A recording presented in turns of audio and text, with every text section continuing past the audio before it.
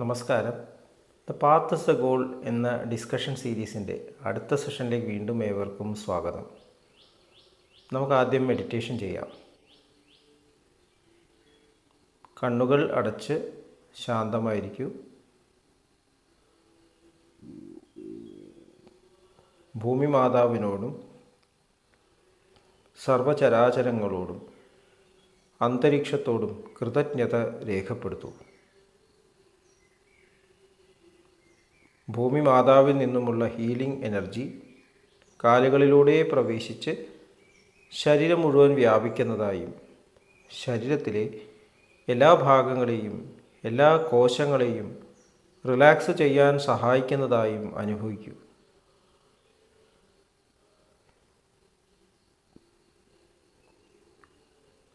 ഇപ്പോൾ ശരീരം പൂർണ്ണമായും റിലാക്സ്ഡായി. ഈ റിലാക്സേഷൻ ഹൃദയത്തിൽ അനുഭവിക്കൂ. ശ്വാസം ദീർഘമായി ഉള്ളിലേക്ക് എടുക്കൂ. ഹൃദയത്തിൽ സ്നേഹം നിറയുന്നതായി അനുഭവിക്കൂ. ശ്വാസം പുറത്തേക്ക് വിടുമ്പോൾ സ്നേഹം പ്രപഞ്ചം മുഴുവൻ വ്യാപിക്കുന്നതായും അനുഭവിക്കൂ.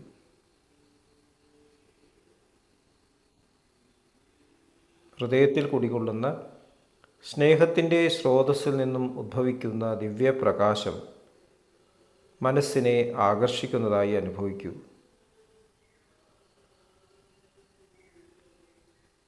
ആ ദിവ്യപ്രകാശത്തിൽ ധ്യാനം ആരംഭിക്കൂ.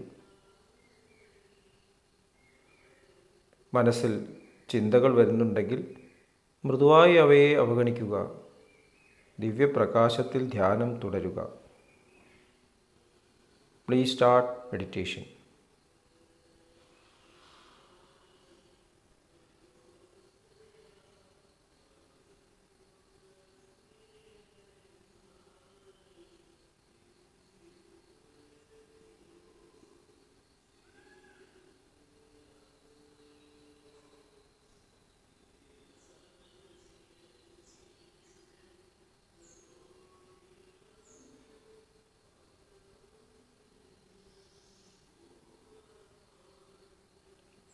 ഓക്കെ, ആ കണ്ടീഷൻ ഹൃദയത്തിൽ നിലനിർത്തി പതുക്കെ കണ്ണുകൾ തുറക്കൂ.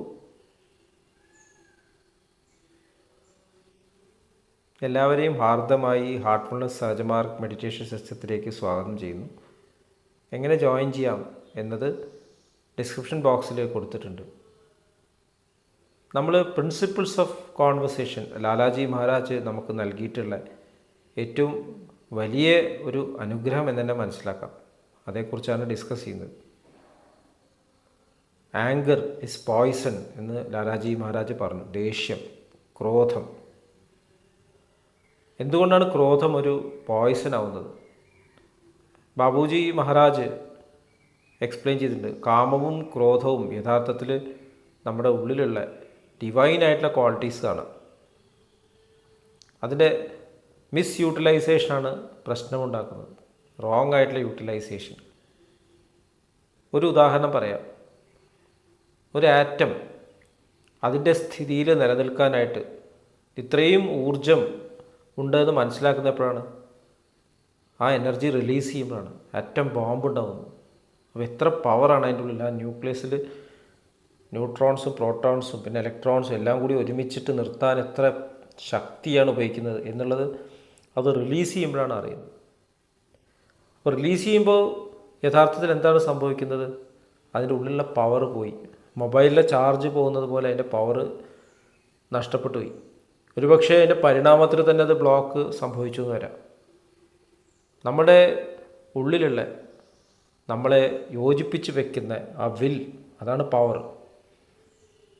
അത് യൂസ് ചെയ്തില്ലെങ്കിൽ എൻട്രോപ്പി ഉണ്ടാവും. ഡിസിൻറ്റിഗ്രേറ്റ് ചെയ്യാന്ന് പറയും. എല്ലാം ക്യാവോസിലേക്ക് പതുക്കെ പതുക്കെ പതുക്കെ നാശത്തിലേക്ക് പോകുന്നു. അത് ശരിയായിട്ട് യൂട്ടിലൈസ് ചെയ്യുമ്പോഴാണ് ഒന്നിച്ച് നിൽക്കുന്നത്. നമ്മുടെ ജീവിതത്തിലുടനീളം ഈ ശരീരത്തിലെ എല്ലാ ഭാഗങ്ങളെയും ഒരുമിച്ച് നിർത്തുന്നു. നമ്മുടെ കണ്ണുകളെയും എല്ലാ ഇന്ദ്രിയങ്ങളെയും എല്ലാം ഒരുമിച്ച് നിർത്തി ഒരു ശരീരമായിട്ട് പ്രവർത്തിക്കാനായിട്ട് എത്ര പവർ അവിടെ ഉപയോഗിക്കുന്നുണ്ട്. അത് ജീവൻ പോകുമ്പോഴാണ് മനസ്സിലാവുന്നത്. അപ്പം തന്നെ വിത്തിൻ നിമിഷങ്ങൾക്കുള്ളിൽ അത് ഡിസിൻറ്റിഗ്രേറ്റ് ചെയ്യാൻ തുടങ്ങും. പിന്നെ അത് വേഗം കത്തിച്ച് കളയാൻ കുളിച്ചിടണം. അപ്പോൾ തന്നെ കാണിക്കുന്നത് ഇതെല്ലാം യോജിപ്പിച്ച് എത്ര ആറ്റംസ് യോജിപ്പിച്ചിരിക്കുന്നത്, അതായത് മോളിക്യൂൾസ് കോശങ്ങളാക്കി അതിലെല്ലാം ബ്ലഡ് സർക്കുലേഷൻ എത്തിക്കണം.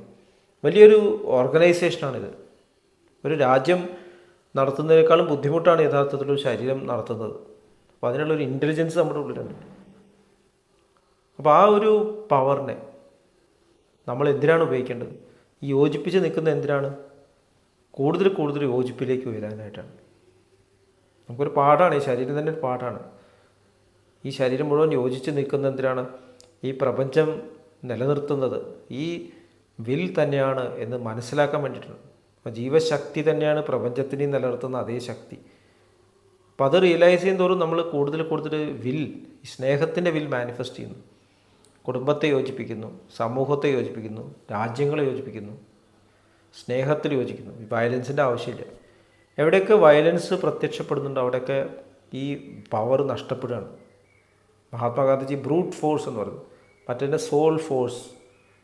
അപ്പോൾ സോൾ ഫോഴ്സിലേക്ക്, സ്നേഹത്തിലേക്ക് കണക്ട് ചെയ്യാനാണ് അദ്ദേഹം അഹിംസാ സിദ്ധാന്തം അദ്ദേഹം അവതരിപ്പിച്ചത്. അപ്പോൾ ശരിക്കുള്ള അൾട്ടിമേറ്റ് ആയിട്ടുള്ള ബ്രൈറ്റർ വേൾഡിൽ അഹിംസ മാത്രമേ ഉള്ളൂ.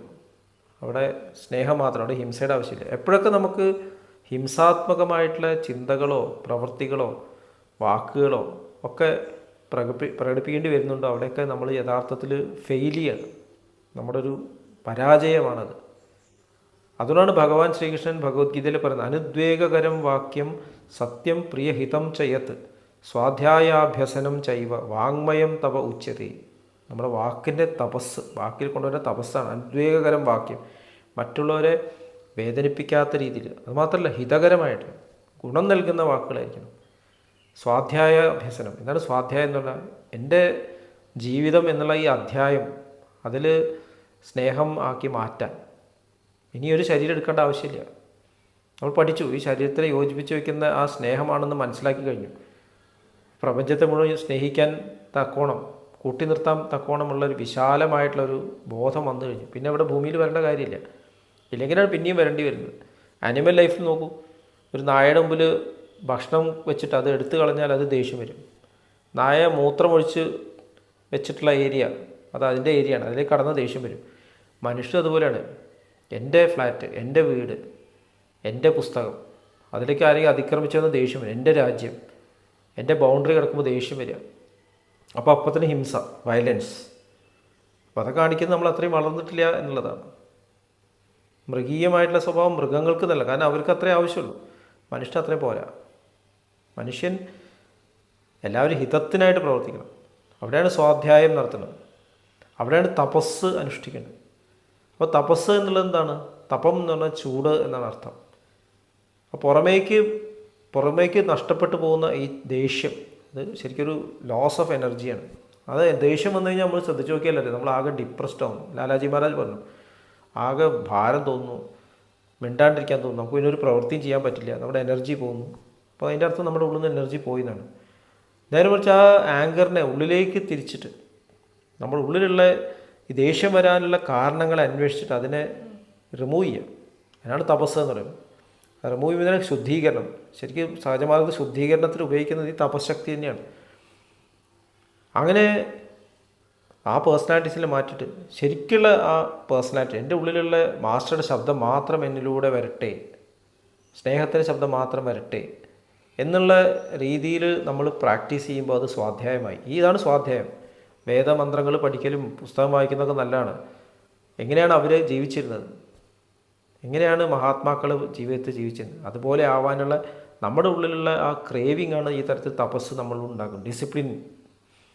അപ്പോൾ നമ്മുടെ വാക്കുകൾക്ക് അച്ചടക്കം വരുന്നു. ഒരു വാക്ക് അനാവശ്യമായിട്ട് പ്രകടമാവില്ല. വെയിറ്റ് ചെയ്യുന്നു.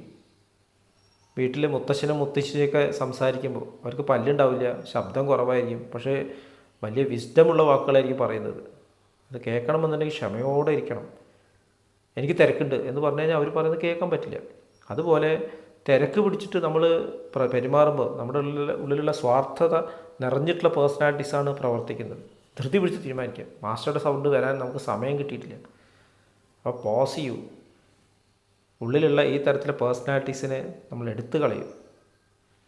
ബീജ് ദഗ്ധ് എന്നാണ് ലാലാജി മഹാരാജ് പറയുന്നത്. അതിനാണ് ശുദ്ധീകരണം എന്ന് പറയുന്നത്. ശുദ്ധീകരണം എത്ര ഇമ്പോർട്ടൻ്റ് ആണെന്ന് ഇതിലൂടെ മനസ്സിലാക്കാം. ശുദ്ധീകരണത്തിൽ നശിപ്പിക്കുകയല്ല ചെയ്യുന്നത്, ആ പേഴ്സണാലിറ്റീസിനെ നമ്മൾ സ്നേഹമാക്കി മാറ്റണം. നമ്മളതിനെ ട്രെയിൻ ചെയ്യണം. നമ്മുടെ ഉള്ളിൽ ഏത് പേഴ്സണാലിറ്റി അതിനെ ട്രെയിൻ ചെയ്യുക, സ്നേഹത്തോടെ പ്രവർത്തിക്കും. എന്തിനാണ് ഇങ്ങനെ ദേഷ്യം വരുന്നത്? അത് നമ്മൾ അറിയാതെ സംഭവിക്കുന്ന ഒരു മാറ്റമാണ്. അങ്ങനെയാകുമ്പോൾ നമ്മുടെ വാക്കുകൾ ഹൃദയം കീഴടക്കുമെന്നാണ് ലാലാജി മഹാരാജ് പറയുന്നത്. ഇപ്പോൾ ദേഷ്യത്തിൻ്റെ ശരിയായിട്ടുള്ള യൂട്ടിലൈസേഷൻ നമുക്ക് അഭ്യസിക്കാം. ഇത്രയും പറഞ്ഞുകൊണ്ട് ഇന്നത്തെ സെഷൻ അവസാനിപ്പിക്കുന്നു. അടുത്ത സെഷൻ വരേക്കും വിട വാങ്ങുന്നു. നന്ദി, നമസ്കാരം.